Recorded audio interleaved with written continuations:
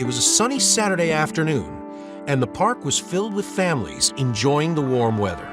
Sarah and her 7-year-old son, Ben, were playing near the playground when Ben's favorite toy, car, slipped from his hand and rolled straight into a thick bush nearby. Ben froze, his eyes wide with panic as he watched the red toy disappear into the tangled branches. Mom, my car. He cried, his voice full of worry. Sarah rushed over, peering into the dense bush. It's too deep for me to reach. Said, frustrated.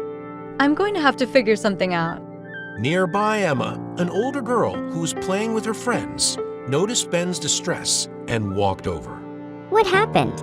She asked, seeing Ben staring at the bush. He dropped his car in there. Sarah explained. I can't reach it, and I'm not sure how to get it back. Emma thought for a moment and then smiled. I know someone who can help. She jogged over to a nearby bench where Adam, a man in his 30s who was sitting and reading, was watching the scene unfold. Hey, excuse me. She called out. My friend's toy car is stuck in the bush. Could you help us get it out?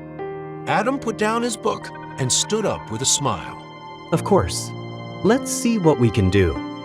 He walked over to the bush and crouched down, gently moving the branches aside to look for the car.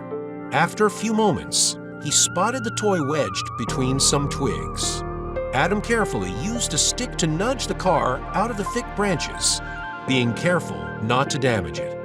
He pulled it free and handed it to Ben, who was waiting eagerly. Ben's face lit up with joy. You got it.